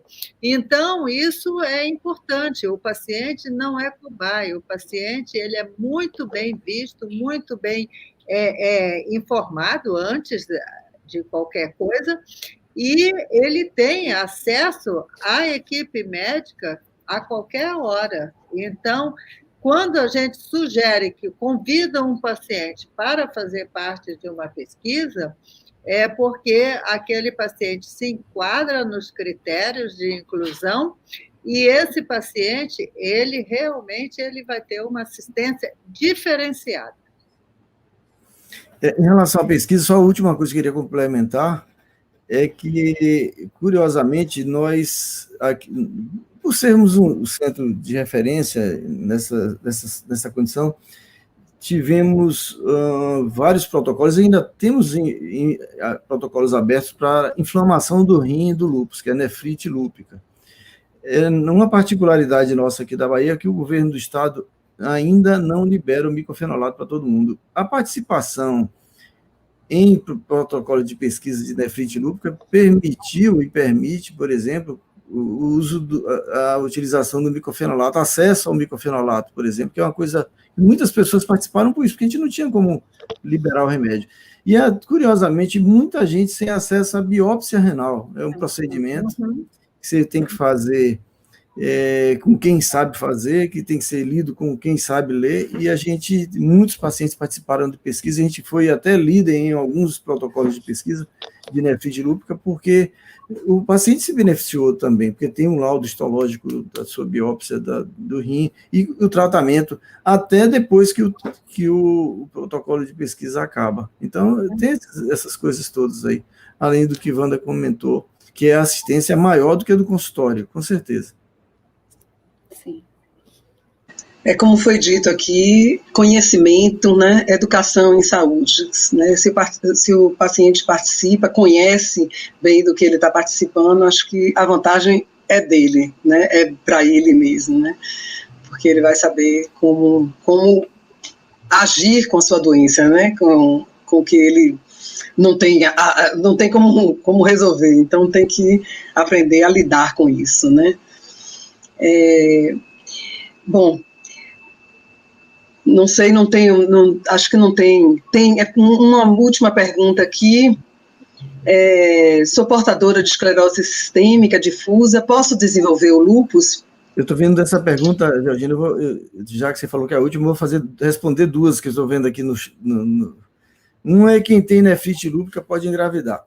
Quem tem nefrite lúpica, assim, em tratamento com medicações como micofenolato, como ciclofosfamida, de fato, não pode engravidar, porque a própria medicação não permite que use, que a pessoa engravide, então não pode. Então, assim, quando é que a gente sugere que a paciente lúpica que engravide? Quando a doença estiver sem atividade. Ter nefrite lúpica ativa não é bom para engravidar, porque a doença piora, é um caos. Então, assim, teve nefrite lúpica ativa, não deve engravidar. Mesmo assim, de vez em quando a gente encontra uma pessoa que tem nefrite e engravida. Então, a gravidez é com turbulência. Então, quando deve engravidar? Pelo menos 6 meses com a doença sob controle, para a gente poder... mas eu tive nefrite lúpica. Não tem problema, você pode engravidar, desde que a doença esteja já no estágio já de inativo, né? Agora, outra pergunta é se eu tenho esclerodermia, eu vou ter lúpus, alguma coisa parecida aí que eu vi. Tenho esclerodermia e vou ter lúpus. Não, são condições completamente diferentes. Embora, quem tem esclero, quem tem lúpus, embora existe a possibilidade de a pessoa ter uma doença que a gente vê características de lúpus com esclerodermia, uma superposição de doenças. Então, isso acontece na prática, mas não que uma vai evoluir necessariamente para a outra. Não é assim que funciona. Eu acho que essa era a última pergunta. Tem muitas perguntas aí. Qualquer coisa, pessoal, depois manda para mim aí que eu vou respondendo. A gente vai fazer a seleção e manda. E a gente vai colocar no nosso site. Nós estamos desenvolvendo um site da Abrace, e aí a gente vai botar uma seção de perguntas e respostas, e o senhor, como do comitê médico da Abrace, vai ter que responder essas perguntas mesmo. Eu vou confessar que eu estou até acostumado com isso, porque o celular mais vulgar que tem no Brasil é o meu. Todo mundo conhece o celular, agora já sabe que eu não atendo, só faço responder os zaps, né? Então, mas responde tudo. Né? Pois é. Eu, assim, estou muito satisfeita, foi fantástico, né, esse bate-papo aqui, essa mesa quadrada, eu diria, foi fantástico. A interpretação, a explanação, né, de Marco Aurélio sobre as associações, a importância das associações, né, aqui a gente tem 3 presidentes de associação, presidente não, porque Marco não é, o presidente é Marta, né, Azevedo. Mas ele faz parte da diretoria e nos incentivou muito, Mita, assim como você, né, Isabela, o Marco nos colocou em contato com pessoas assim como a doutora Wanda, né, e isso tem nos feito crescer muito, essa união que ajudou a Abrace estar no patamar e no momento que estamos. Estou muito feliz e muito agradecida a vocês. Outras, com certeza, precisamos fazer para dar essa satisfação para os nossos pacientes. 1 minuto aí para cada um dar o seu recado final. E pode começar, Mita, que você já está aí com seu microfone. Não, eu só quero dizer de coração, mesmo que eu estou muito feliz de estar participando desse evento aqui, e sei que outros virão. E já, como eu falei, vem um encontro de lúpus no dia 10, já dei uma alfinetadazinha discreta no GSK para apoiar, porque é assim que a gente vai expandindo o conhecimento e aumentando a interação entre médico e paciente. Muito obrigado de coração pela oportunidade de estar aqui com vocês. Viu? Doutora Wanda, pode fazer suas considerações finais. Na verdade, eu quero manifestar a minha gratidão de ter sido convidada para esse workshop. É sempre muito prazeroso trabalhar com as associações de pacientes. Depois que eu entrei nesse mundo, eu descobrir uma nova especialização, né? Então, de forma que eu estou aqui à disposição da Abrace para ajudar naquilo que for necessário, mas vocês têm um ótimo mentor, que é o Garci, né? E, de qualquer maneira, eu quero manifestar o meu agradecimento por esse convite e espero que outras oportunidades apareçam e, quem sabe, depois da vacina do Covid, a gente possa ter encontros presenciais. E é muito bom rever amigos como o Mitch Maia, conhecer pessoas como a doutora Isabela. Não, Isabela, desculpe, a doutora Isabela, e que trabalha num serviço muito, muito bom, de referência também, aí em Salvador. Então, e rever o Marcos do Garci, e parabéns para a Abrace, parabéns para você, Georgina, por todo esse trabalho que você vem desenvolvendo em Salvador. Tá? E até breve. Até breve. Vamos marcar o acarajé aqui em Salvador. Isso aí. Isabela, gostaria que fosse você, queria deixar o Marco para o final, para fazer o fechamento. Claro. Então, também queria agradecer, Georgina, pelo convite, mas, assim, principalmente também manifestar minha admiração pela... Eu vou citar nomes especificamente, que são as pessoas que eu mais conheço, que são você e Graça, né, que eu acho que estão com a colaboração de muitas outras pessoas, certamente, mas, assim, demonstrar a minha admiração, de fato mesmo, porque eu sei que a missão, né, da comissão, do grupo de pacientes, ela é muito nobre, é muito difícil, eu sei que vocês fazem com muito desprendimento e estão colhendo fruto, né, dessa ação desprendida e eficaz mesmo, né, e me colocar também à disposição numa outra ocasião. Mas obrigada, boa noite a todos. Doutor Marco Aurélio, deixei para o senhor fazer o fechamento. Muita honra.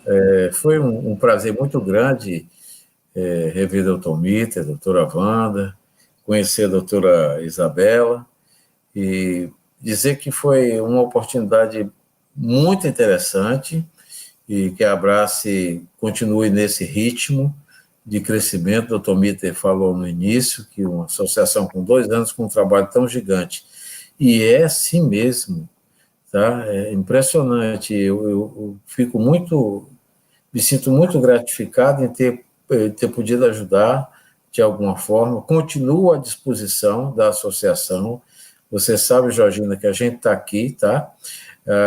Se Deus quiser, em maio, no dia 10, nós vamos estar em um grande evento de lúpus, eu faço questão de ir, tá? E de tentar colaborar de alguma forma, tá?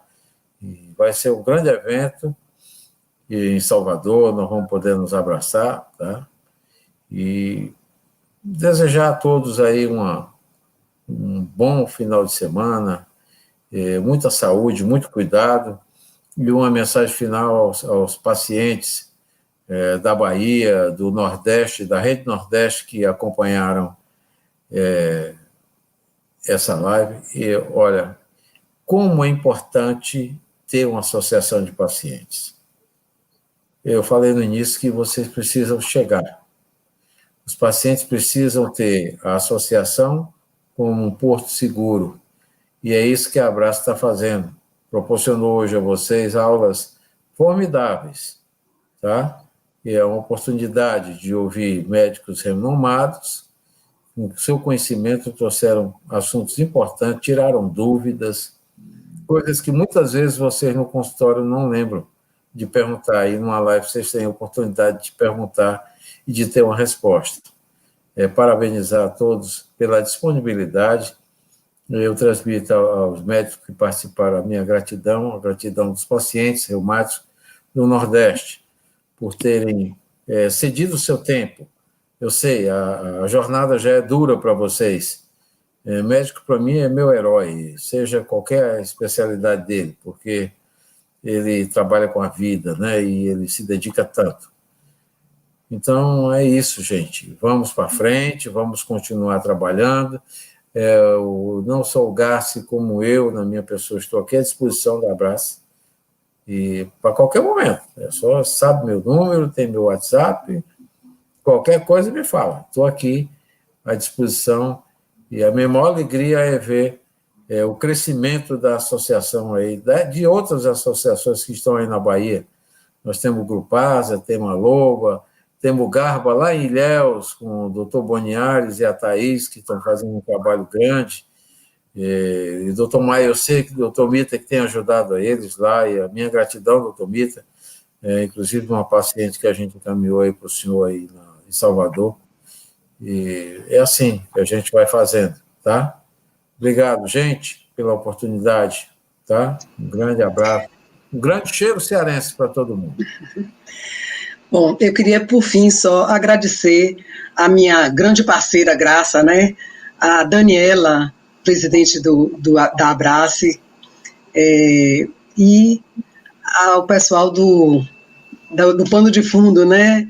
Cláudia e Camila, que estão aí proporcionando, né, essa integração, essa possibilidade, né? Estudaram muito tecnologia para poder proporcionar isso. Obrigado também aos pacientes que tiveram a paciência de nos ouvir, né? E espero que tenha atendido as expectativas. Boa noite a todos. Até mais.